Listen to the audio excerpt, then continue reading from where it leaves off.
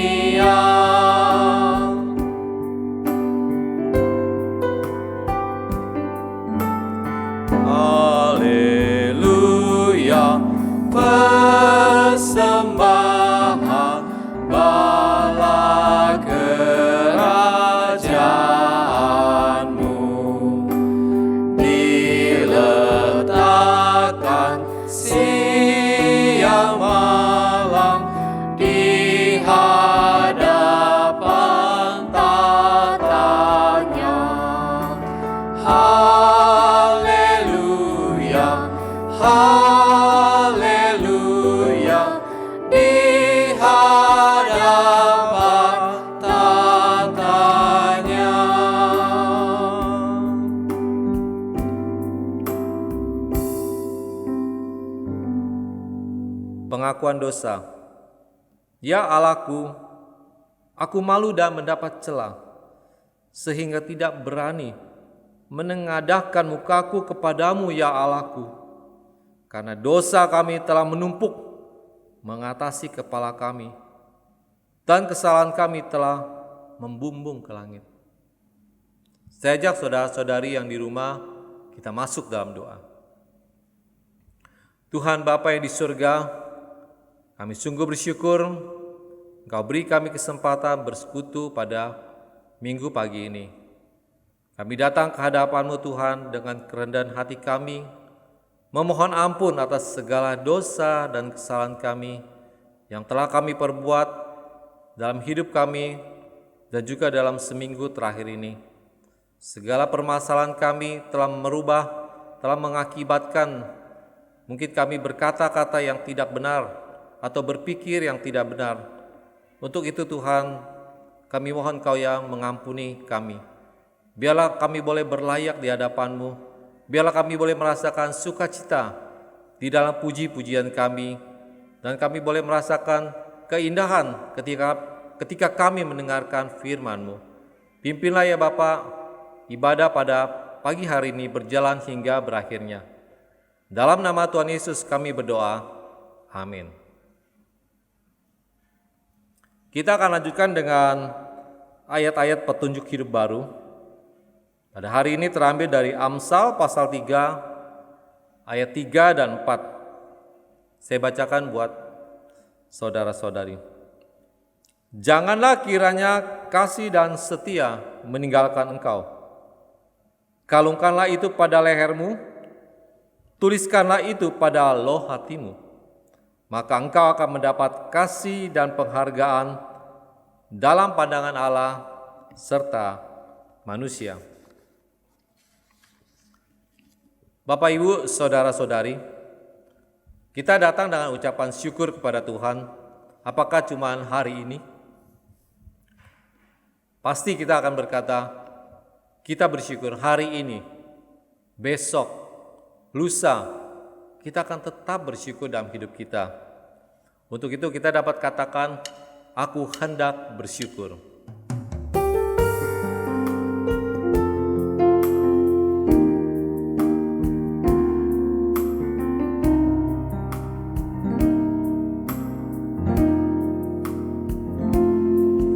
Aku hendak bersyukur pada Tuhan karena keadilan-Nya, dan bermazmur bagi nama Tuhan yang maha tinggi. Aku hendak bersyukur pada Tuhan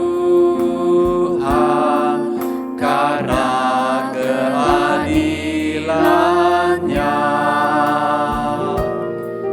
dan bermazmur bagi nama Tuhan yang maha tinggi. Ya Tuhan, Tuhan kami, betapa mulianya nama-Mu, Tuhan kami, dimuliakan atas seluruh bumi. Ya Tuhan, Tuhan kami, betapa mulianya nama-Mu, Tuhan kami, dimuliakan atas seluruh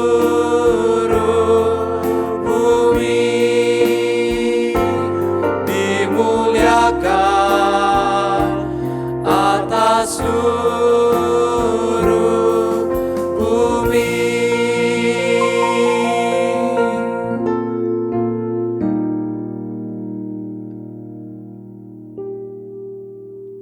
Bapak, Ibu, saudara-saudari, kita akan lanjutkan dengan pembacaan bertanggapan.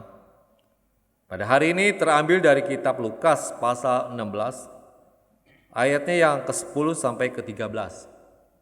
Saya bacakan ayat yang ke-10. Silakan Bapak, Ibu, saudara-saudari mengikuti ayat yang ke-11. Demikian bergantian, dan pada ayat yang ke-13 kita baca bersama-sama. Barang siapa setia dalam perkara-perkara kecil, ia setia juga dalam perkara-perkara besar.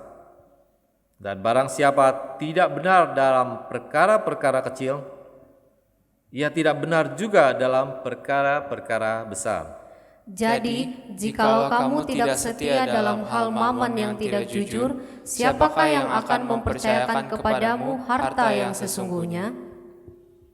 Dan jikalau kamu tidak setia dalam harta orang lain, siapakah yang akan menyerahkan hartamu sendiri kepadamu?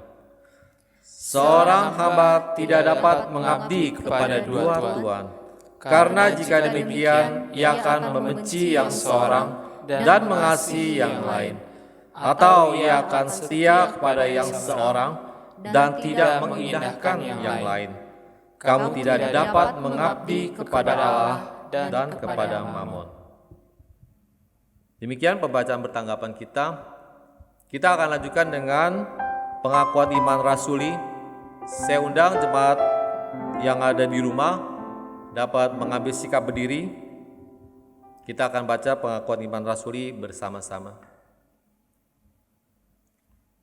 Kita mulai, 1, 2, 3. Aku percaya pada Allah, Bapa yang Maha Kuasa, Khalik langit dan bumi, dan kepada Yesus Kristus, anaknya yang tunggal Tuhan kita, yang dikandung daripada Roh Kudus, lahir dari anak darah Maria, yang menderita sengsara di bawah pemerintahan Pontius Pilatus, disalibkan, mati dan dikuburkan, turun ke dalam kerajaan maut. Pada hari yang ketiga, bangkit pula dari antara orang mati, naik ke sorga, duduk di sebelah kanan Allah yang Maha Kuasa. Dan dari sana ia akan datang untuk menghakimi orang yang hidup dan yang mati. Aku percaya kepada Roh Kudus, gereja yang kudus dan am, persekutuan orang kudus, pengampunan dosa, kebangkitan daging, dan hidup yang kekal. Silakan duduk. Bapak, Ibu, saudara-saudari, ketika kita mengalami pergumulan, terhimpit, kita dapat berseru kepada Tuhan. Namun ketika kita sukacita, kita bergembira, kita juga dapat berseru, memuji nama Tuhan. Mari kita puji nama Dia.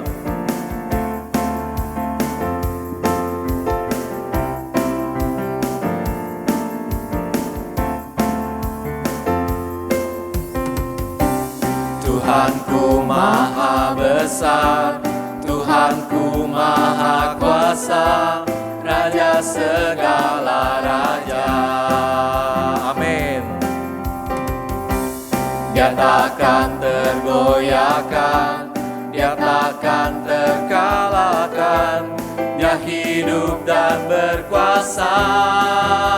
Kita berseru, serukan namanya, Yesus Tuhan Raja, segala kuasa tunduk dalam namanya.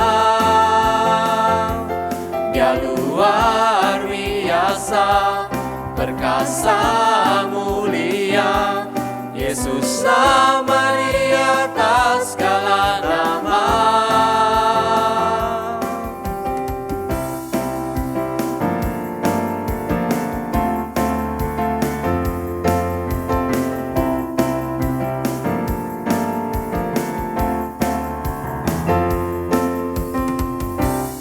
Tuhanku Maha Besar, Tuhanku Maha Kuasa, Raja segala raja. Dia takkan tergoyahkan, Dia takkan terkalahkan, Dia hidup dan berkuasa. Serukan namanya, Yesus Tuhan Raja, segala kuasa tunduk dalam namanya. Dia luar biasa, perkasa mulia, Yesus nama di atas segala nama.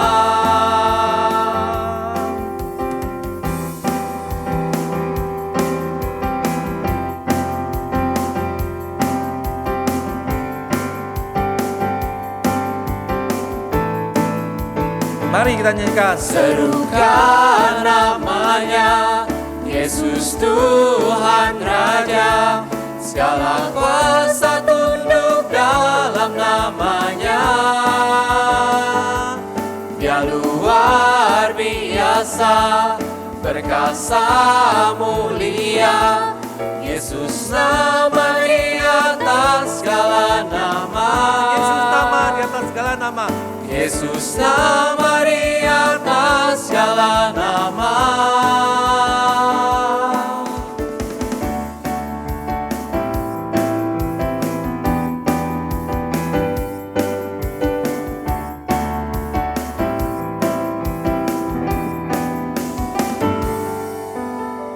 Benarlah saudara-saudari, Bapak Ibu, kita hanya dapat berseru kepada Tuhan Yesus. Ketika kita dalam hidup kita, baik dalam suka dan duka, kita datang ke hadapannya, kita berseru kepada Dia. Untuk itu saya juga mengajak Bapak Ibu saudara-saudari, kita akan masuk dalam beberapa pokok doa di dalam doa syafaat.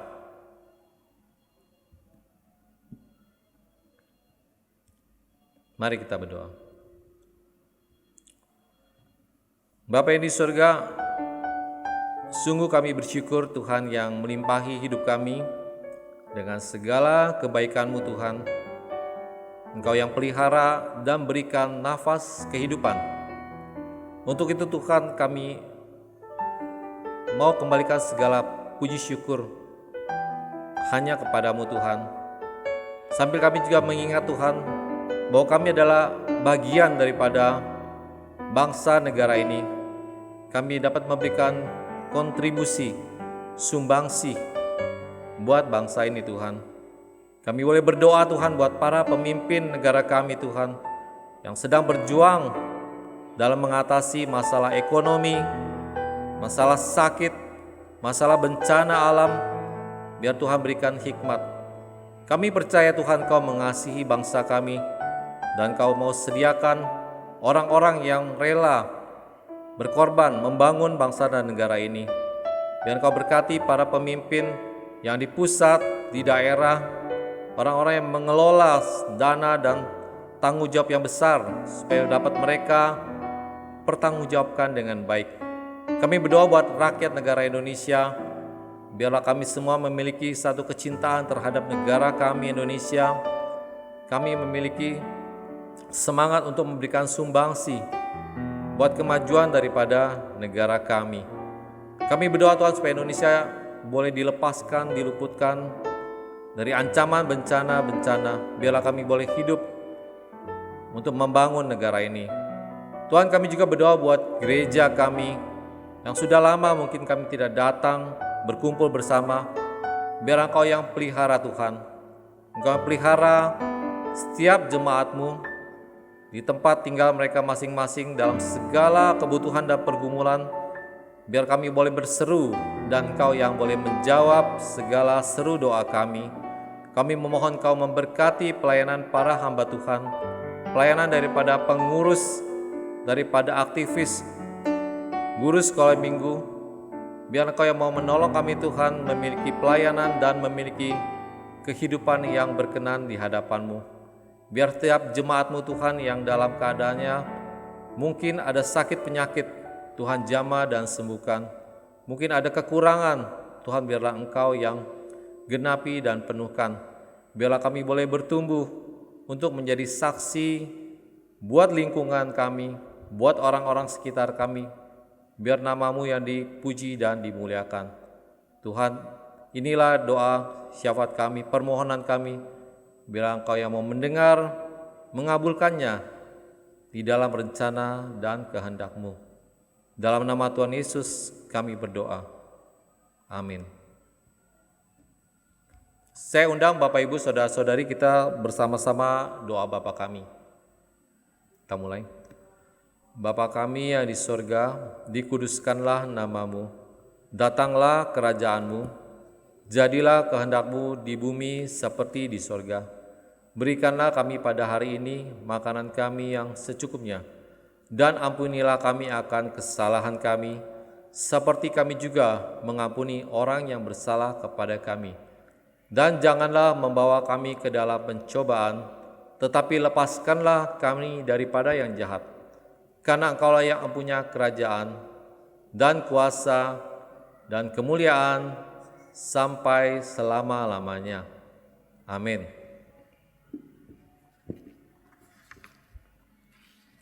Saudara, pada pagi hari ini kita akan mendengarkan firman Tuhan. Tuhan menolong kita dengan segala cara dalam segala permasalahan kita. Yang Dia inginkan dari hidup kita adalah kita setia kepadanya. Baik kita menghadapi masalah yang kecil, masalah yang besar, tanggung jawab yang kecil, tanggung jawab yang besar.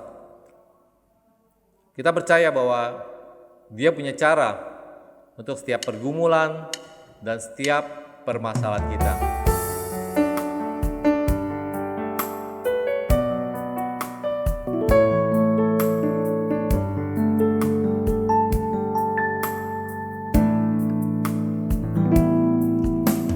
Takkan ku ragu Tuhan, janji-Mu yang menghidupkanku. Hanya padamu Tuhan ku berseru, dan mataku tertuju padamu. Kau selalu punya cara untuk menolongku. Kau selalu punya jalan keajaiban-Mu. Kau dahsyat dalam segala perbuatan-Mu, dan ku tenang di dalam cara-Mu. Kau selalu punya cara untuk menolongku.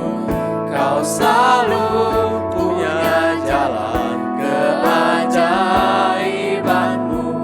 Kau dahsyat dalam segala perbuatan-Mu, dan ku tenang di dalam cara-Mu. Kau dahsyat, Kau dahsyat dalam segala perbuatan-Mu, dan ku tenang di dalam cara-Mu.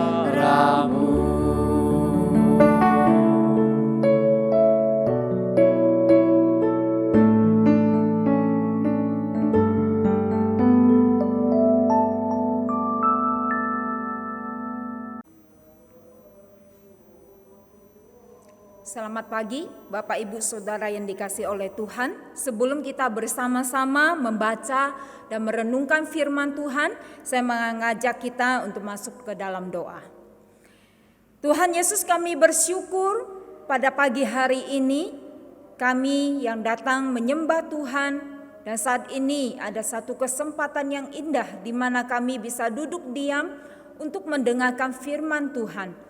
Berkatilah pemberitaan firman Tuhan pada hari ini, dan Kau sendiri juga yang akan menolong hamba-Mu menyampaikan seturut dengan apa yang Tuhan kehendaki untuk setiap kami anak-anak Tuhan lakukan. Terima kasih ya Tuhan, hanya di dalam nama Tuhan Yesus kami berdoa. Amin.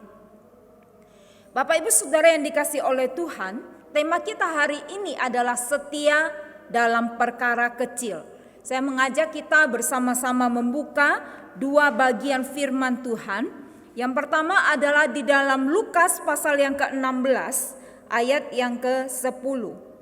Lukas pasal yang ke-16 ayat yang ke-10, demikian bunyi firman Tuhan.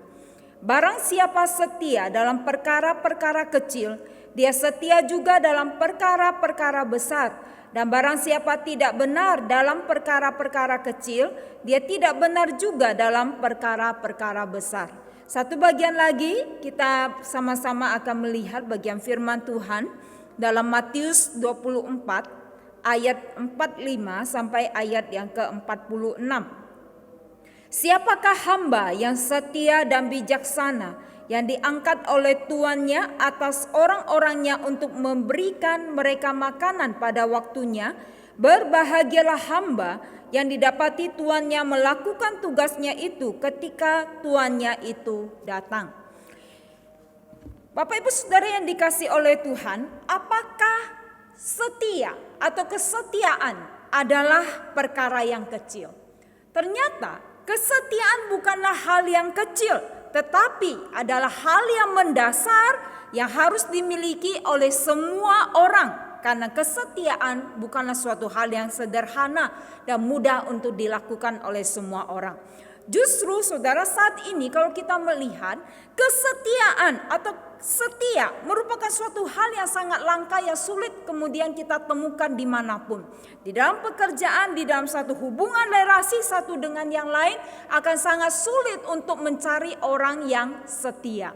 Hari ini kita akan sama-sama belajar dari bagian firman Tuhan yang kita baca. Yang pertama adalah kita akan belajar melalui perikop ini. Pertama, setia dalam perkara kecil, maka engkau akan dipercayakan hal yang besar. Saudara, kalau kita melihat konteks di dalam Lukas pasal yang ke-16, maka konteks sebelumnya menceritakan tentang seorang bendahara yang tidak jujur. Seorang bendahara yang sudah menghamburkan uang milik tuannya. Nah saudara, tetapi bagian sebelum konteks berbicara setia dalam perkara kecil, maka dikatakan bahwa tuannya ini melihat bahwa bendahara yang tidak jujur ini ternyata punya satu kecerdikan. Apa yang dilakukan oleh bendahara yang tidak jujur? Yaitu saudara, dia kemudian berpikir mungkin tuannya itu akan memecat dia karena apa yang dia lakukan kepada tuannya ini. Maka yang dia kerjakan adalah dia memanggil seorang demi seorang yang berhutang pada tuannya. Lalu mereka diminta untuk menulis surat hutang. Masing-masing kemudian mereka didiskon. Ada yang didiskon 50%, ada yang didiskon 20%. Sudah perhatikan, dengan demikian maka bendahara yang tidak jujur ini, dia mencoba untuk membangun satu relasi atau hubungan pertemanan dengan orang yang berhutang kepada tuannya.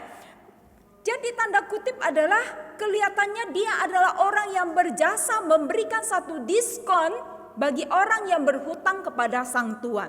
Nah saudara, tuannya kemudian memuji orang atau bendahara ini karena kecerdikannya, bukan ketidakjujurannya. Sekali lagi saudara, kau perhatikan bahwa tuan ini memuji kecerdikan bendahara yang tidak jujur, tetapi dia tidak memuji ketidakjujurannya. Saudara-saudara yang dikasih oleh Tuhan, karena itu di ayat selanjutnya dikatakan bahwa anak-anak dunia saat ini lebih cerdik terhadap sesamanya daripada anak-anak terang. Sehingga di dalam ayat yang ke-9 saudara, dapat saya artikan demikian. Ada saatnya saudara, mamon atau dalam bagian ini disebut uang, itu tidak bisa digunakan untuk menolong kita. Yaitu pada saat kapan? Ketika kita tidak ada lagi di dunia ini, kita sudah menghadap kepada Tuhan yang menciptakan kita, maka uang itu tidak ada artinya. Meskipun saudara, kalau engkau melihat pada saat misalnya dalam kedukaan, di dalam peti mati, ada orang yang menaruh begitu banyak barang-barang, misalnya ada barang berharga. Tapi saudara, hanya sampai di dunia ini saja. Tidak bisa kemudian dia bawa ke surga menghadap kepada Tuhan yang menciptakannya. Saudara-saudara yang dikasih oleh Tuhan, sehingga kita bisa melihat dalam bagian ini firman Tuhan berkata, mamon atau uang itu tidak bersifat kekal. Tidak selamanya kemudian bisa menolong kita untuk keluar dari masalah kita. Karena itu bersifat fana, karena itu bersifat sementara. Tapi saudara, berbeda dengan apa yang kemudian Tuhan Yesus tawarkan kepada kita. Yang Tuhan Yesus tawarkan kepada kita orang yang percaya adalah rumah kekekalan atau keselamatan yang kekal, yang tidak bisa kemudian dibeli dengan uang atau apapun yang ada di dalam dunia ini. Saudara-saudara yang dikasih oleh Tuhan, di ayat selanjutnya firman Tuhan memberikan satu kekontrasan di mana saudara, bahwa manusia dikatakan seringkali lebih mencintai, lebih mengandalkan hal-hal yang bersifat fana di dunia ini, dan lebih setia, lebih mengandalkan hal-hal yang fana daripada mengasihi sang sumber hidup atau sumber berkat itu sendiri. Sehingga ayat yang ke-10 saudara, dikatakan belajarlah setia di dalam perkara-perkara yang kecil atau harta dunia, maka dia akan setia di dalam perkara-perkara yang besar. Saudara-saudara yang dikasih oleh Tuhan, firman Tuhan berkata, kalau kamu tidak benar dalam perkara kecil, maka kamu tidak akan benar juga dalam perkara besar. Saudara, Tuhan menganggap bahwa harta dunia adalah perkara yang kecil. Meskipun manusia seringkali menganggap bahwa uang itu segalanya, uang itu adalah perkara yang sangat besar. Tetapi di mata Tuhan, sang sumber berkat itu, bahwa perkara uang adalah perkara yang sederhana, perkara yang kecil, perkara yang tidak bersifat kekekalan. Tetapi yang bersifat kekal adalah hal-hal yang rohani. Apa itu hal-hal yang rohani? Yaitu ketika engkau melayani Tuhan, ketika engkau memberikan hidupmu bagi Tuhan, bekerja untuk Tuhan dan menghasilkan buah. Saudara, ayat 13 berkata bahwa di dalam hidupmu engkau tidak bisa kemudian mengabdi kepada dua tuan. Kita tidak bisa mengatakan saya mengasihi Mamon dan juga mengasihi Tuhan kita. Saudara yang dikasihi oleh Tuhan, ada banyak tokoh Alkitab yang begitu setia kepada Tuhan. Meskipun mereka harus melewatinya namanya tantangan, yang namanya cobaan. Dan di dalam Alkitab, saudara, kalau kita perhatikan, kita tidak asing lagi dengan yang namanya Yusuf, saudara. Yusuf itu begitu setia ketika dia ada bersama dengan orang tuanya, maka dia setia menjadi seorang anak yang menurut apa kata orang tuanya. Ketika dia dijual menjadi budak, saudara, menjadi pelayan, maka dia juga begitu setia mengerjakan tugasnya dengan baik. Dia setia kepada Tuhan, dia tidak berani kemudian berbuat dosa meskipun ada kesempatan untuk berbuat dosa. Waktu dia difitnah, waktu dia dijebloskan di dalam penjara, dia mengerjakan tugasnya di dalam penjara dengan baik dan menjadi teladan. Waktu dia menjadi orang nomor 2, saudara, di Mesir pun dia melakukan tugasnya dengan baik, dengan penuh tanggung jawab. Sehingga saudara, karena kesetiaannya, maka saudara engkau bisa melihat bagaimana sepanjang hidupnya Alkitab berkata Tuhan membuat apa yang dia kerjakan berhasil. Tuhan menyertai dia, Tuhan memberkati dia. Bahkan siapapun yang ada bersama dengan Yusuf mendapatkan berkat yang daripada Tuhan. Saudara, segala yang Yusuf dapatkan itu mulai dari apa? Mulai dari hal yang kecil, saudara. Dia setia di dalam hal yang kecil. Dan Tuhan memberkati apa yang dia lakukan. Saudara, hari ini apapun pekerjaan, apapun pelayanan yang Tuhan percayakan kepada kita sebagai anak-anak Tuhan, lakukanlah itu dengan setia. Jika Tuhan mempercayakan usaha, mempercayakan kekayaan, maka kelolalah itu dengan setia, dengan jujur, dengan takut di hadapan Tuhan. Kalau kita sebagai seorang pelajar, saudara, maka kita juga harus dengan penuh tanggung jawab, dengan setia, kita mengerjakan bagian kita dengan baik, belajar dengan sungguh-sungguh, agar bisa kita pertanggungjawabkan di hadapan Tuhan, dan juga bagi orang tua kita yang sudah membiayai hidup kita. Saudara, ketika engkau setia di dalam perkara yang kecil, percayalah, ada perkara yang besar yang menanti kita. Tuhan berikan kita tanggung jawab yang lebih besar lagi. Saudara, hal yang kedua kita akan belajar. Apa yang kita pelajari dari bagian firman Tuhan ini, khususnya di Matius 24, maka saya mengambil kesimpulan, yaitu poin saya menjadi hamba yang baik dan setia. Saudara, ada banyak pengertian tentang kata setia. Tetapi saya mengambil pendekatan kata setia itu di dalam firman Tuhan. Kata setia itu artinya adalah dapat dipercaya. Kata setia itu berarti dapat diandalkan. Kata setia itu berarti bahwa ketika saudara taat melakukan perintah Tuhan. Saudara, Yesus pernah memberikan suatu perumpamaan tentang hamba yang setia dan hamba yang tidak setia atau hamba yang jahat. Di dalam menaati atau menanti kedatangan tuannya. Saudara, perhatikan bahwa pertama, hamba yang setia, hamba yang bijaksana adalah hamba yang ketika tuannya datang, dia mendapati bahwa hambanya itu meskipun tidak ada tuannya yang mengawasi, dia bekerja dengan baik, dia melakukan tugasnya dengan penuh tanggung jawab.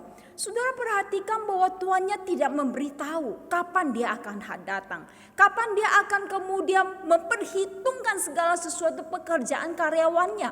Tetapi saudara, mendadak kemudian dia bisa datang kapan saja, kemudian dia harus melihat apa apakah tugas yang dia berikan sudah dikerjakan dengan baik. Dan hamba yang setia, hamba yang baik, hamba yang bijaksana saudara, dia akan kerjakan dengan baik dan dengan selesai tugasnya dengan baik. Tetapi saudara, di dalam Matius 24 ayat 48 sampai 49 dikatakan ada hamba yang jahat. Hamba yang jahat ini adalah hamba yang mengabaikan tugasnya. Kenapa dia mengabaikan tugasnya? Karena dia mengira bahwa tuannya tidak akan datang. Tuannya tidak akan datang memperhitungkan segala tugas yang dipercayakan kepadanya. Sehingga yang dia lakukan adalah dia bersenang-senang, dia bermabuk-mabukan saudara. Dia tidak mengerjakan kehendak tuannya. Waktu tuannya datang, firman Tuhan berkata di dalam ayat 51 dikatakan tuannya akan membunuh dia, membuat dia senasib dengan orang-orang munafik. Saudara, saya coba merenungkan hal ini. Kenapa sih orang yang jahat, orang yang kemudian dikatakan hamba yang tidak setia disamakan dengan orang-orang munafik? Ternyata orang-orang munafik adalah orang yang memakai topeng. Orang yang suka kemudian di depan kelihatan begitu baik gitu ya. Tetapi hatinya tidak mencerminkan apa yang di luar. Hatinya jahat, hatinya tidak setia. Maka Tuhan kemudian menyamakan mereka, orang-orang yang tidak setia, hamba-hamba yang tidak setia, hamba yang jahat ini dengan orang-orang yang munafik. Saudara-saudara yang dikasihi oleh Tuhan, bagian ini mengingatkan kepada saya dan juga saudara bahwa setiap orang masing-masing akan diberikan tanggung jawab oleh Tuhan mengerjakan tugas pekerjaan sesuai dengan kesanggupannya masing-masing. Nah, waktu dia datang kembali, dia akan mulai memperhitungkan apa yang sudah kita kerjakan dan lakukan buat Tuhan. Saudara, ada berbagai jenis hamba yang saya lihat, yang saya bandingkan paralel dari Matius 24, yaitu Lukas pasal yang ke-12. Saudara, Lukas 12 ayat 41-48 itu dibagi ada dua hamba. Yang pertama adalah hamba yang dikatakan tahu akan kehendak tuannya. Dia tahu apa yang tuannya inginkan dia kerjakan, tetapi dia tidak mengadakan persiapan, dia tidak mengerjakan apa yang diberikan tugas oleh sang tuan. Sehingga saudara, Alkitab berkata dia akan kemudian menerima pukulan yang lebih banyak. Dia akan menerima hukuman yang lebih banyak. Orang yang menerima banyak saudara, tanggung jawabnya itu akan jauh lebih besar. Firman Tuhan berkata ketika engkau menjadi seorang guru, engkau mengajar, engkau punya pengetahuan, maka saudara engkau akan dituntut jauh lebih banyak daripada muridmu. Saudara-saudara yang dikasihi oleh Tuhan, karena hamba ini tahu kehendak tuannya, tetapi dia tidak mau kerjakan, maka saudara dia akan menerima banyak hukuman. Saudara ingat cerita perumpamaan di dalam Matius 25. Ketika sang tuan mau pergi, tuannya mempercayakan kepada 3 orang hambanya dengan talenta yang berbeda. Nah saudara, saat tuannya kembali, dia meminta pertanggungjawaban ketiga hambanya.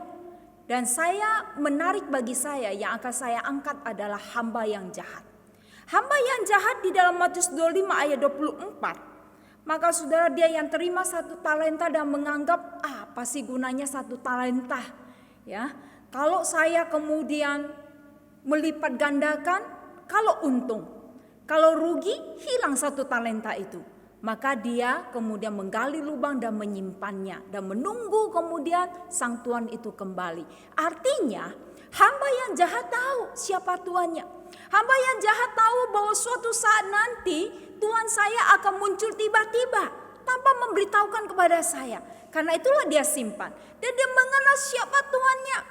Tuannya itu akan memberkati dan kemudian memberikan hadiah bagi orang yang kemudian melipat gandakan dan berhasil mengerjakan tugasnya. Tetapi bagi orang yang tidak kerjakan, maka konsep daripada hamba yang jahat itu, tuannya itu adalah tuan yang jahat, akan menghukum dia. Saudara-saudara yang dikasihi oleh Tuhan, maka ayat 24 berkata, dia hamba yang jahat berkata, Tuhan, Aku tahu bahwa Tuhan adalah manusia yang kejam, yang menuai di tempat di mana Tuhan tidak menabur, dan yang memungut dari tempat di mana Tuhan tidak menanam. Artinya, dia tahu kalau saya tidak lakukan tugas, maka saya akan dihukum. Saudara, karena itulah, karena dia tahu, dia menerima banyak pukulan, dia menerima banyak hukuman. Lukas 12 berkata, mereka akan dihukum karena mereka adalah orang-orang yang tidak setia. Saudara, itu jenis hamba yang pertama. Jenis hamba yang kedua dikatakan adalah ada hamba yang tidak tahu kehendak tuannya, sehingga dia tidak melakukan hal yang sesuai dengan kehendak tuannya. Karena dia tidak tahu, maka dia tidak mengerjakan apa yang sesuai dengan kehendak tuannya inginkan. Karena itu firman Tuhan berkata, hamba yang demikian, yang tidak tahu, maka tuannya tetap menghukum dia. Tetapi hukumannya tidak sebanyak hamba yang tahu. Saudara-saudara yang dikasihi oleh Tuhan, bagaimana ciri hamba yang baik dan hamba yang setia? Ciri hamba yang baik dan setia adalah yang pertama, hamba yang baik dan setia adalah hamba yang siap sedia setiap waktu. Dia siap sedia melayani tuannya. Dia berjaga-jaga senantiasa karena dia tidak tahu kapan Tuhan itu datang dan mengadakan perhitungan kepada dia. Yang kedua adalah hamba yang baik dan setia adalah hamba yang bertanggung jawab atas tugas yang dia terima. Saudara, setiap kita anak-anak Tuhan diberi banyak, tahu banyak, sekian lama ikut Tuhan, sekian lama melayani Tuhan. Suatu saat Tuhan akan tuntut dari kita itu jauh lebih banyak daripada orang-orang di luar sana. Mereka melakukan kesalahan, mereka berjalan tidak di jalan yang benar, tetapi karena mereka tidak tahu, karena tidak ada orang kasih tahu kepada dia, mereka tetap menerima pukulan, tetapi tidak sebanyak apa yang kita terima. Saudara, hati-hati ya. Matius 25 ayat 23 berkata, kalau kita menjadi hamba yang baik dan setia, maka ketika Tuhan datang, Tuhan itu akan berkata, dia memberikan kita tanggung jawab yang lebih besar lagi. Dia mempercayakan perkara rohani yang jauh lebih besar agar bisa memberkati lebih banyak orang lain lagi. Saudara yang dikasihi oleh Tuhan, zaman sekarang saya rasa tidak mudah ya untuk kemudian kita menemukan orang yang setia. Amsal 20 ayat 6 juga berkata demikian. Banyak orang menyebut diri baik hati, tetapi orang yang setia, siapakah menemukannya?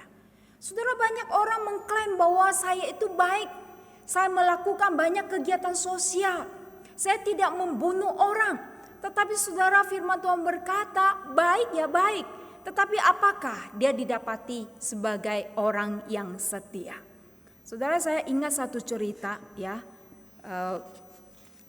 tentang seorang istri yang kemudian curhat dan mengatakan dia tidak percaya kalau suaminya itu bisa selingkuh dari dia.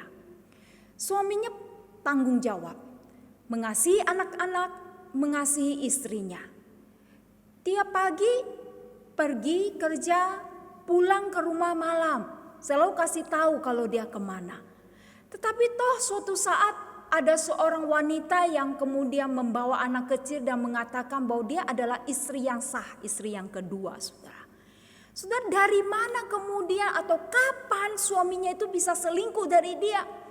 Semuanya kelihatan begitu baik, saudara. Tidak ada pertengkaran yang terjadi, tidak ada yang kemudian namanya perselingkuhan yang menurut istrinya itu akan terjadi. Saudara, kemudian yang terjadi adalah sang suami ternyata selingkuhnya kapan? Selingkuhnya adalah pada saat dia lari pagi. Saudara bisa bayangkan jam 4 pagi dia lari pagi ya. Lalu kemudian pulang, nah kemudian mandi, makan pagi, sarapan lalu berangkat ke kantor. Jadi pertemuan antara 1 sampai 2 jam itu adalah waktu di mana dia bisa bertemu dengan wanita idaman lainnya. Saudara, orang yang baik hati gampang kita temui. Tetapi orang yang setia itu sulit sekali kita temukan. Saudara, karena itu ya, yang menentukan kita setia atau tidak terletak kepada apakah kita sudah melakukan tugas kita dan selesai dengan baik. Bagaimana kemudian kita bisa tetap setia kepada Tuhan? Saya renungkan ini, lalu saya berkata, waktu kita tahu siapa Tuhan yang saya percaya, yang kita percaya. Ketika kita tahu siapa Tuhan yang kita percaya, kepada siapa kita menaruh iman kita, maka kita bisa membangun kesetiaan kita dengan benar. Dalam Alkitab disebutkan ada anak-anak muda, anak-anak Tuhan yang setia berkorban untuk Tuhan. Ada 3 orang anak muda, Sadrak, Mesak, dan Abednego. Kalau saudara baca di dalam kisah Daniel, mereka begitu meneguhkan hati, iman mereka setia kepada Tuhan, tidak mau menyembah kepada patung Nebukadnezar. Saudara yang dikasih oleh Tuhan, ini satu hal yang luar biasa. Mereka tidak meminta Tuhan kemudian bisa menyelamatkan mereka dari api yang Nebukadnezar berikan. Tetapi saudara, mereka berkata sekalipun mereka tidak diselamatkan, mereka tetap setia kepada Tuhan. Mereka tetap tidak mau menyembah patung Nebukadnezar. Saudara, inilah iman setia yang kita sulit kemudian temukan di zaman ini, bukan? Saudara, di saat-saat tantangan hidup semakin berat, akankah kemudian ketika Tuhan datang kedua kalinya, dia menemukan masih ada orang yang beriman sungguh-sungguh kepada dia. Masih ada orang yang setia mengerjakan apa yang Tuhan sudah percayakan kepada kita. Saudara, firman Tuhan berkata kepada kita, Ibrani 10 ayat 38. Tetapi orangku yang benar akan hidup oleh iman, dan apabila dia mengundurkan diri, maka aku tidak berkenan kepadanya. Saudara, akankah Tuhan menemukan orang yang bertahan berdiri di tengah penderitaan, bertahan teguh dalam iman dia, dalam kesetiaan dia kepada Tuhan dan tidak menyangkali imannya.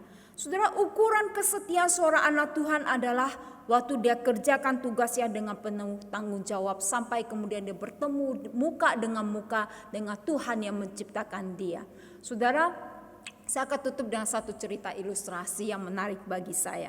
Suatu kali saudara, seorang tukang bangunan yang sudah tua, dia berkata, saya sudah tua, saya berniat untuk mengundurkan diri.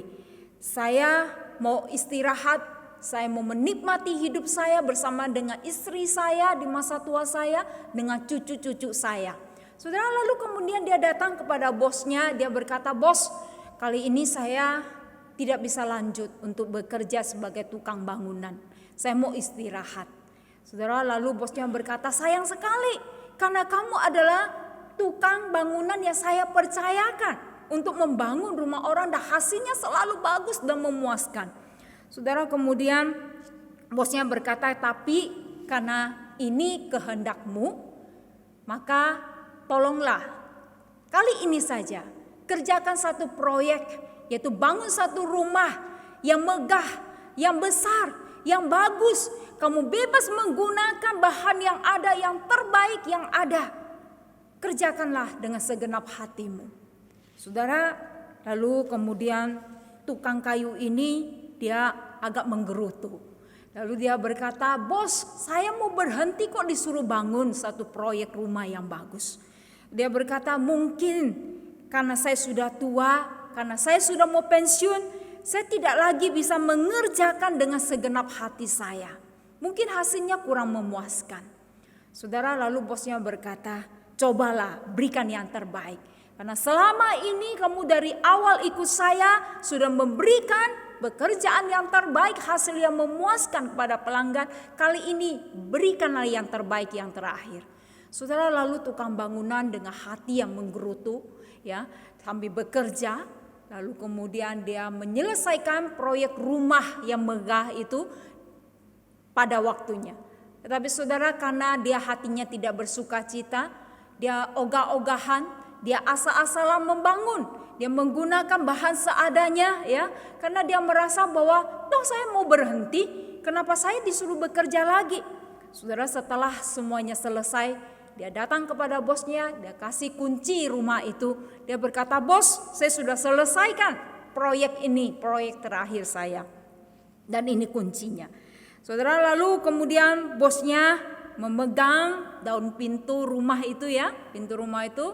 Lalu kemudian dia ambil kunci itu, dia kembalikan kepada tukang bangunan dan dia berkata demikian. Ini adalah rumahmu. Ini adalah rumahmu, hadiah dariku yang terakhir untuk kamu sebagai hadiah, sebagai upah jerih lelahmu selama ini sudah bekerja dengan baik untuk saya.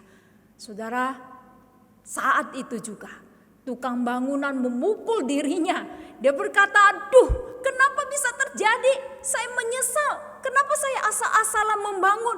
Kalau saya tahu proyek rumah yang megah itu untuk saya, untuk keluarga saya, maka saya akan kerjakan dengan segenap hati. Saudara-saudara yang dikasihi oleh Tuhan, sekian lama dia memberikan yang terbaik bagi bosnya. Terakhir kali yang dia kerjakan adalah hasilnya asal-asalan dan bukanlah yang terbaik. Saudara, hari ini apakah saudara dan saya juga seperti tukang bangunan ini? Memulai pekerjaan dengan begitu baik, saudara. Dengan begitu setia, mempertahankan prestasi kerja yang luar biasa, menghasilkan sesuatu kualitas yang luar biasa. Tetapi di akhir ujung pekerjaannya, dia menyelesaikan pekerjaan dengan asal-asalan, dengan mutu yang tidak baik, dan semuanya itu dia terima kembali apa yang dia kerjakan.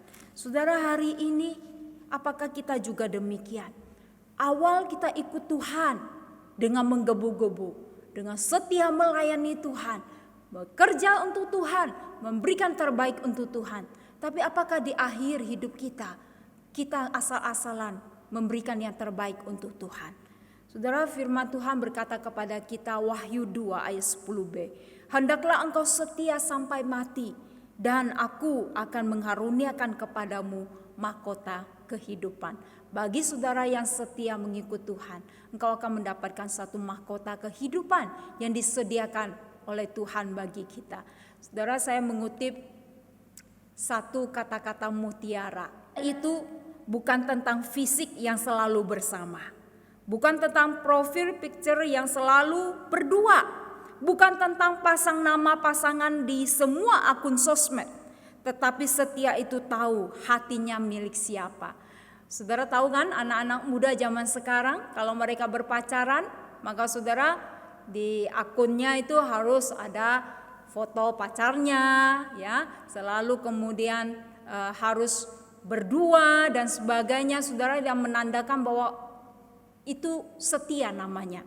Tapi saudara, saya ingin mengubah satu kalimat yang demikian. Setia itu bukan berbicara berapa lama kita sudah jadi anak Tuhan. Setia itu bukan berbicara tentang berapa banyak atribut atau aksesoris Kristen yang kamu pakai. Bukan berbicara tentang berapa ayat yang kamu hafal. Tetapi setia berbicara bagaimana hubungan kita secara pribadi dengan Tuhan dan mengerjakan pelayanan yang Tuhan berikan bagi kita sampai selesai. Jadi saudara yang dikasihi oleh Tuhan, percuma saudara kalau kita hafal ayat karena memang mungkin kita pintar. Tapi di dalam tindakan kita tidak mencerminkan bahwa kita adalah orang yang setia mengikut Tuhan. Tidak ada hubungan kita yang erat dengan Tuhan di dalam membaca firman Tuhan, di dalam berdoa, di dalam ibadah kita.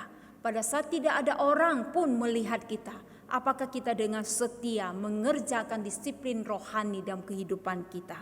Saudara yang dikasihi oleh Tuhan, di tengah pandemi saat ini adalah saat di mana kita diuji kesetiaan kita, di mana iman kita setiap hari dimurnikan oleh Tuhan. Hidup kita milik Tuhan. Karena itu mari kita tunjukkan kesetiaan kita kepada Tuhan. Mari kita tundukkan kepala, kita masuk dalam doa. Tuhan Yesus, terima kasih hari ini Engkau mengajarkan kepada kami pentingnya kami menjadi orang yang setia di hadapan Tuhan.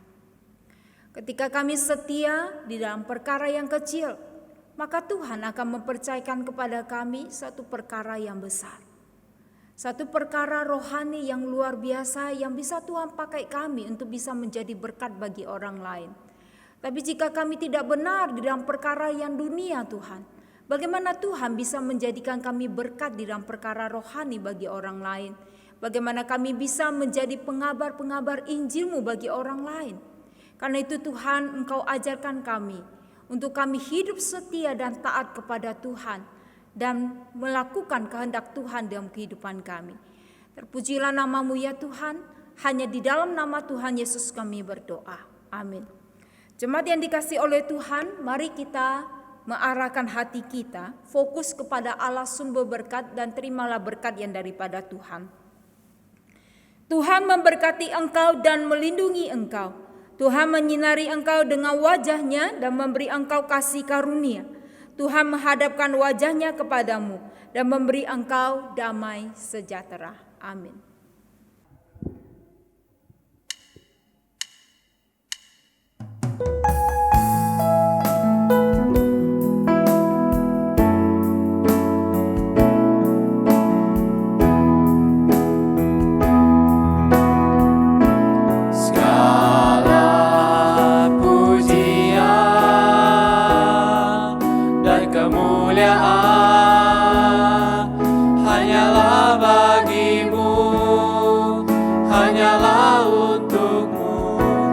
Segala pujian dan kemuliaan kini ku persembahkan di hadapan-Mu Tuhan. Kini ku persembahkan